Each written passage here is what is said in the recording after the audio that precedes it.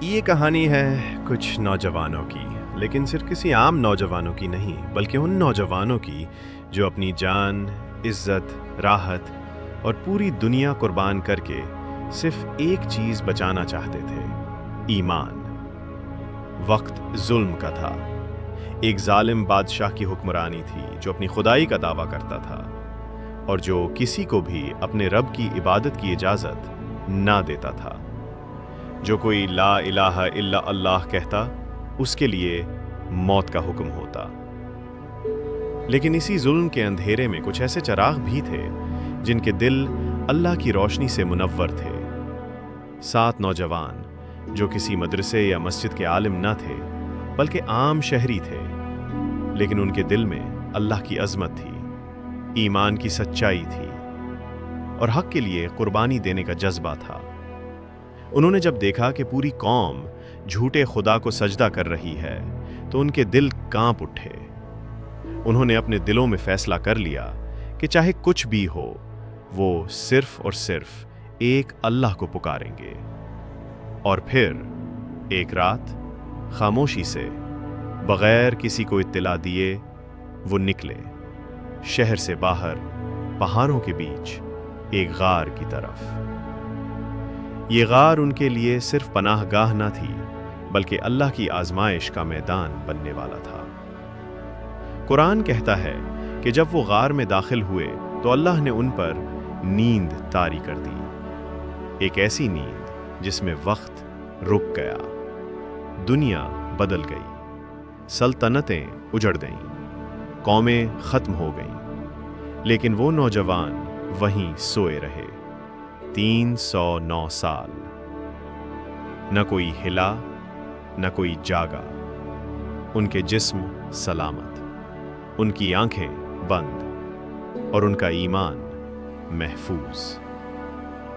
قرآن مجید کی سورۃ الکہف میں اللہ تعالیٰ نے ان کا ذکر بڑی شان سے کیا ہے۔ ان کے کتے کا تذکرہ بھی کیا جو ان کے ساتھ وفاداری سے غار کے دروازے پر بیٹھا رہا۔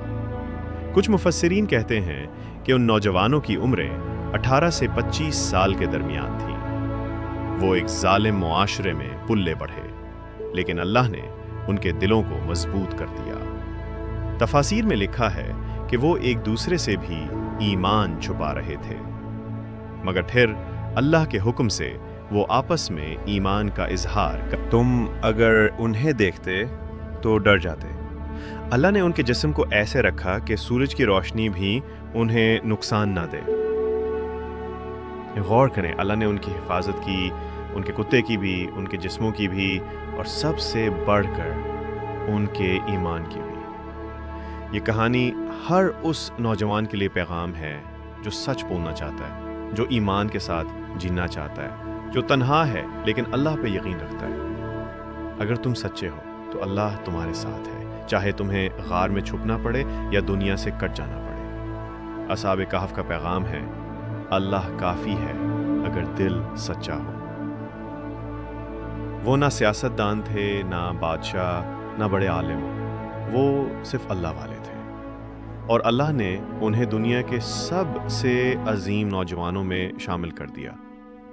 آج بھی جب ہم سورۃ الکہف جمعہ کے دن پڑھتے ہیں تو اصحاب کہف کا ذکر کرتے ہیں۔